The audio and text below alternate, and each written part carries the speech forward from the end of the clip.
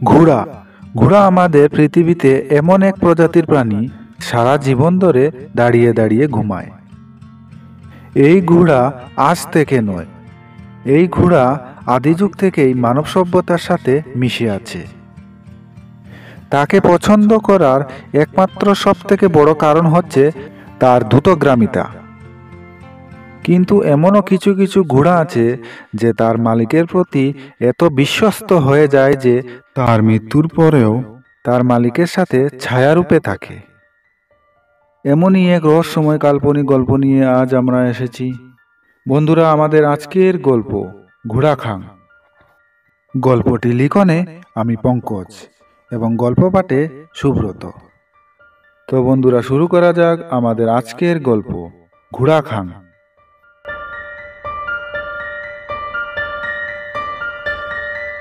অর্ক তার পরিবারের সব থেকে বড় ছেলে। তার আরো ছোট ছোট দুটি ভাই আছে। সে ছোটবেলা থেকেই খুবই মেধাবী। অর্কের ছোটবেলা থেকেই একটা শখ ছিল, যে কোনো ধরনের যাত্রা, অর্কেস্ট্রা এবং বিভিন্ন ধরনের সাংস্কৃতিক অনুষ্ঠান দেখার তার খুবই শখ ছিল। অর্ক গ্রামের কোনো অনুষ্ঠানই ছাড়ে না বলতে গেলেই হয়।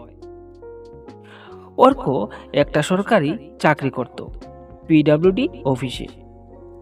একদিন অর্কের পিসি ফোন করে তাকে বললেন, অর্ক, তুই এখন কোথায় আছিস? তখন অর্ক বলল, পিসি, আমি অফিসে আছি। তখন তার পিসি বলে উঠলেন, অর্ক, তুই আমাদের একেবারেই ভুলে গেছিস, একবারও আমাদের ফোন দিস না। তখন অর্ক বলে উঠল, আরে পিসি, এ কি বলছো তুমি? তোমাদের কিভাবে ভুলবো? আসলে আমাদের অফিসে এত কাজের চাপ যে কাউকে ফোন করার সময় পাচ্ছি না। অফিসের এত কাজ যে বাড়িতে যেতে যেতে রাত্রি প্রায় 10টা বেজে যায়। তখন তার পিসি বললেন, অর্ক, অনেকদিন ধরে তোকে দেখিনি বাবা, একদিন আয় না আমাদের বাড়িতে। তাছাড়াও তোর পিসে মশাইয়ের শরীরটাও ভালো যাচ্ছে না, তোকে দেখার ইচ্ছে করছে ওনার, তুই একদিন আয়। তখন অর্ক বলল, আচ্ছা পিসি, আমি আসবো। অফিসের কিছু কাজ আছে, সেইগুলি মিটিয়ে আমি একদিন তোমাদের বাড়িতে আসব এবং সবার সাথে গল্প করব। তারপর তার পিসি বললেন, আচ্ছা বাবা, আসিস। কিন্তু এই বলে তার ফোনটা কেটে দিলেন। অর্ক অফিস শেষ করে রাত্রি 10টাতে তার বাড়িতে পৌঁছায়। ওদিকে তার মা বাবা তার জন্য অপেক্ষা করছেন। সে বাড়িতে গিয়ে মুখ হাত ধুয়ে খাবারে বসে এবং সবার সাথে গল্প করতে করতে খাওয়ার কাজ ছিল। হঠাৎ অর্ক বলে উঠল, বাবা, আজ পিসি ফোন করেছিলেন আমাকে, আর বললেন পিসি মেশোর শরীরটা বেশ ভালো যাচ্ছে না, আমাকে উনি দেখতে চান। তখন তার বাবা বললেন, এখন কি করে যাবি তোর পিসির বাড়িতে? সামনে বাড়িতে এত বড় সরস্বতী পুজো, বাজারটা কে করবে? আমারও শরীরটা ভালো নেই, বাজারটা তোকেই করতে হবে। তখন অর্ক বলল, বাবা, পুজো তো এখনো 15 দিন বাকি আছে। তাছাড়া পিসি মশার শরীরটাও বেশি ভালো না, কখন যে কি হয়ে যায় তা কেউ বলতে পারে না। এই কথা শুনে তার বাবা বললেন, ঠিক আছে, যাওয়ার যখন সিদ্ধান্ত নিয়ে নিয়েছিস তাহলে যা, কিন্তু পুজোর আগেই বাড়িতে চলে আসিস। অর্ক বলল, তুমি চিন্তা করো না বাবা, আমি পুজোর আগেই চলে আসব। পরদিন অর্ক তার অফিসে 1 সপ্তাহের জন্য ছুটি নিয়ে নিল। বাড়িতে এসে সে তার জামা কাপড় গুছাতে শুরু করলো। তখন তার মা অর্কের হাতে কিছু নারিকেলের সন্দেশ আর কিছু পিঠে ধরিয়ে দিলেন, আর বললেন, এই পিঠেগুলো তোর পিসির হাতে তুলে দিস, তোর পিসি এসব খেতে খুব ভালোবাসেন। এর কিছুক্ষণ পর অর্ক তার জামা কাপড় গুছানোর পর তার পিসিকে ফোন করলো এবং বলল, পিসি, আমি কাল সকালবেলা তোমাদের বাড়িতে আসছি। তখন তার পিসি বলে উঠলেন, সত্যি বাবা, তুই কাল আসছিস? অর্ক বলল, হ্যাঁ পিসি, আমি কাল সকাল 9টার ট্রেনে তোমাদের বাড়িতে আসছি। পিসি তখন বললেন, ঠিক আছে বাবা, তাড়াতাড়ি চলে আসিস, আমি তোর জন্য মাংস কষা বানিয়ে রাখবো। এই বলে তার পিসি ফোনটা রেখে দেন। সেদিন রাত্রিবেলা অর্কের ঘুম আসছিল না, পিসির বাড়িতে যাবে বলে। এতদিন হয়েছে, আজ পিসির বাড়িতে যাবে বলে সে আর সারা রাতটা ঘুমাতে পারেনি। অর্ক জানতো পিসির বাড়িতে গেলে যাত্রা আর অর্কেস্ট্রার দেখার সুযোগ পাবে। বাড়িতে থেকে শুধু কাজের চাপে সারা দিনটা চলে যায়। পরদিন সকালবেলা অর্ক বাড়ি থেকে বের হওয়ার সময় তার মা তার কোমরে একটা মাদুলি বেঁধে দেন, যাতে তার উপর কোনো কালো ছায়া বা নজর না লাগে। তারপর অর্ক তার ব্যাগপত্র নিয়ে স্ট্যান্ডের দিকে রওনা দিল। অটো স্ট্যান্ডে যাওয়ার পর সেখানে গিয়ে দেখলো যে একটা অটো নেই। তারপর সে মনে মনে চিন্তা করতে লাগলো, এখন যদি আমি অটো না পাই তাহলে আমি স্টেশনে কিভাবে পৌঁছাবো। এইভাবে সে কিছুক্ষণ বসে বসে চিন্তা করতে লাগলো। কিছুক্ষণ বসে থাকার পর হঠাৎ করে একটা অটো তার সামনে এসে হর্ন মারলো এবং বলল, বাবু, কোথায় যাবেন? অর্ক বলল, হ্যাঁ আমি যাব, স্টেশনে যাব, আপনি যাবেন নাকি? তখন অটো ড্রাইভারটা বলল, হ্যাঁ, আমি যাব, কিন্তু 100 টাকা লাগবে। তখন অর্ক বলে উঠল, আরে কি বলছেন কাকা, এখান থেকে রেল স্টেশনে যেতে 50 টাকা লাগে, আর আপনি 100 টাকা বলছেন?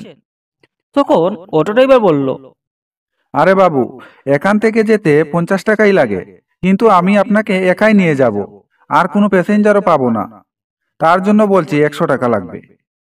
যাবার হলে বলুন। তারপর অর্ক আর কোনো রাস্তা না পেয়ে 100 টাকা দিয়ে অটোতে চেপে বসলো। দীর্ঘ 30 মিনিট যাত্রা করার পর অর্ক স্টেশনে গিয়ে পৌঁছিল। ততক্ষণে ট্রেনেরও সময় হয়ে গেছে। অর্ক তাড়াতাড়ি করে অটো থেকে নেমে ট্রেনে উঠল। তারপর দীর্ঘ 2 ঘন্টা যাত্রা করার পর অর্ক নিমতলা স্টেশনে গিয়ে পৌঁছালো। নিমতলা স্টেশন থেকে তার পিসির বাড়ি মাত্র 10 মিনিটের রাস্তা।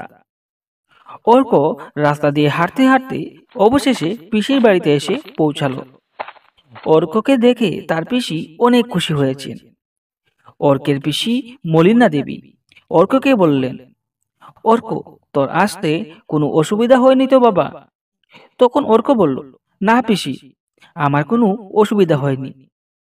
তখন মলিনা দেবী বললেন, আচ্ছা ঠিক আছে, এবার তোর ব্যাগটা রেখে হাত মুখটা ধুয়ে নে, আমি তোর জন্য খাবার বেড়ে নিয়ে আসছি। অর্ক মুখ হাত ধুয়ে খাবার টেবিলে বসলো। খাবার খেতে খেতে হঠাৎ তার কানে একটা অ্যানাউন্সমেন্টের শব্দ এলো। কারা যেন মাইক নিয়ে কিছু একটা অ্যানাউন্সমেন্ট করছে। তারপর অর্ক কান পেতে শুনল, অর্কেস্ট্রার অর্কেস্ট্রার অর্কেস্ট্রার আগামীকাল আমাদের বাজার প্রাঙ্গণে একটা অর্কেস্ট্রারের আয়োজন করা হয়েছে। উক্ত মেলাটিকে সাফল্যমণ্ডিত করে তুলবেন। মাইকে এই অ্যানাউন্সমেন্ট শুনে অর্কের যেন আনন্দের সীমা রইল না। পিসির বাড়ি থেকে বাজারের দূরত্ব এত একটা হবে না, বেশি থেকে বেশি হলে 20 মিনিট হবে। অর্ক তার পিসির কাছে সেই অর্কেস্ট্রারে যাওয়ার জন্য অনুমতি চাইল।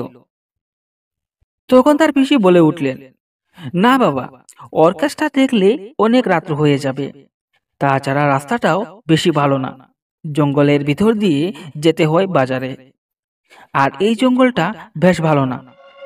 লোকেরা বলে এই জঙ্গলে কিসব অদ্ভুত ঘটনা নাকি ঘটে থাকে। তখন অর্ক বলল, আরে পিসি, কি বলছো এটা? এইসব কিছুই না, এইসব শুধু লোকের কথা। সে তার পিসিকে রাজি করিয়ে নিল এবং মলিনা দেবী বললেন, আচ্ছা ঠিক আছে, কিন্তু 10টার সাথে সাথে তুই বাড়ি চলে আসবি। তখন অর্ক বলল, ঠিক আছে পিসি। এই বলে সে অর্কেস্ট্রা দেখার জন্য রওনা দেয়। অর্ক বাজারে যেতে যেতে প্রায় সন্ধ্যা নেমে এসেছে।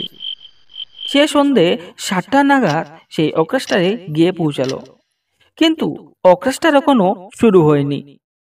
অর্কেস্ট্রা শুরু হলো রাত 9টায়। অর্কেস্ট্রারে গানের তালে অর্ক এমন মগ্ন হয়েছে যে কখন রাত্র 12টা বেজে গেল তা সে বুঝতেই পারেনি। হঠাৎ অর্ক তার হাতে থাকা ঘড়িটার দিকে দেখল, ঘড়িতে 12টা বাজে। ওদিকে তার পিসি বারবার তাকে ফোন করে যাচ্ছেন, কিন্তু অর্ক এই গানের শব্দে কিছুই শুনতে পায়নি। তারপর হঠাৎ সে পকেট থেকে মোবাইলটা বের করে দেখে তার পিসির অনেকটা কল এসেছে, আর ফোনটাতে চার্জও নেই। তারপর অর্ক সেখান থেকে বেরিয়ে পড়ে বাড়ির উদ্দেশ্যে।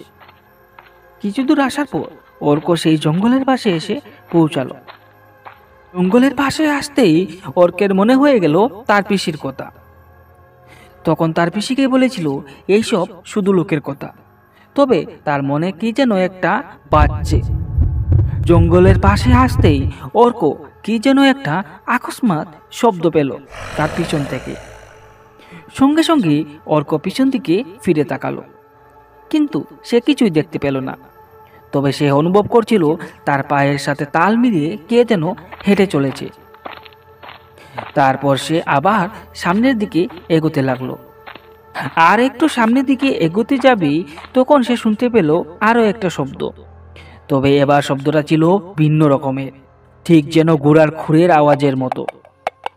তারপর হঠাৎ সে দেখতে পেল তার পাশের জঙ্গল থেকে একটা ঘোড়া জঙ্গল ভেদ করে তার পাশ কাটিয়ে অর্কের সামনে এসে দাঁড়ালো।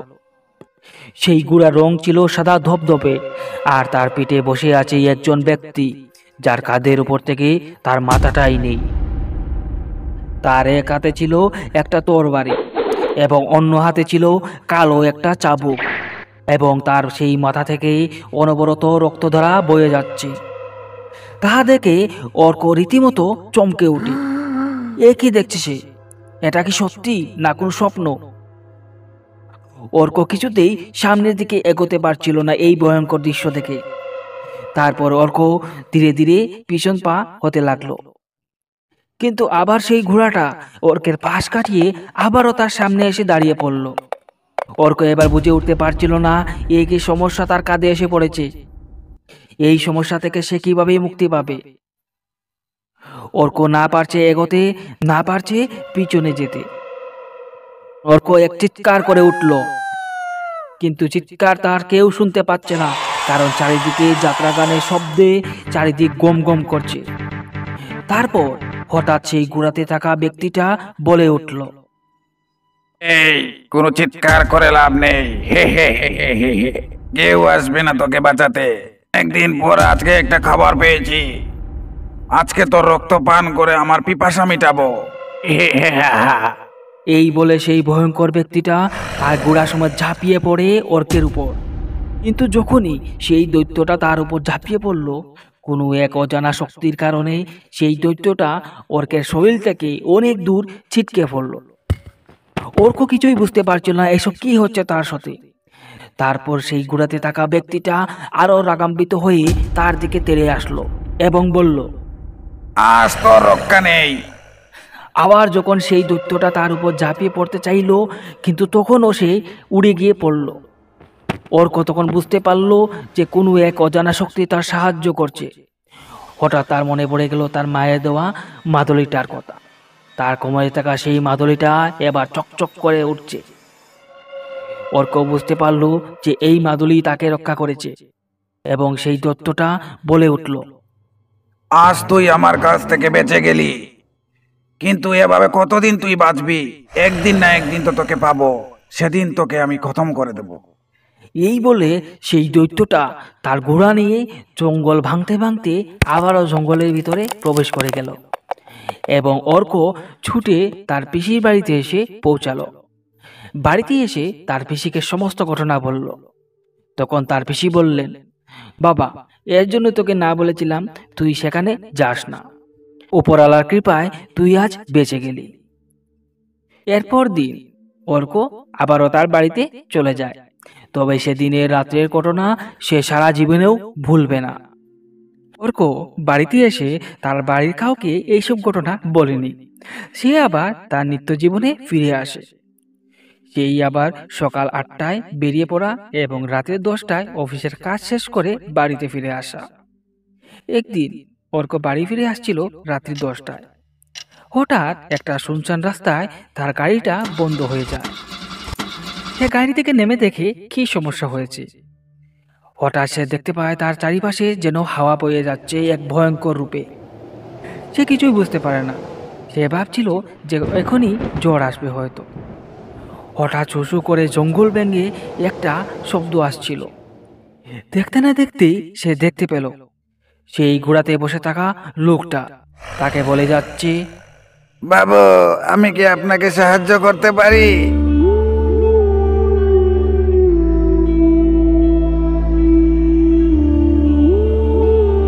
তো বন্ধুরা, কেমন লাগলো আমাদের আজকের গল্প? যদি আপনাদের ভালো লেগে থাকে তাহলে কমেন্টের মাধ্যমে জানাতে পারেন। আর এরকম নিত্য নতুন গল্প পেতে আমাদের গল্পের রাজা অলীক কল্পনা 0.2 ইউটিউব চ্যানেলটাকে সাবস্ক্রাইব করে রাখতে পারেন। সবাই ভালো থাকবেন, সুস্থ থাকবেন। শুভরাত্রি।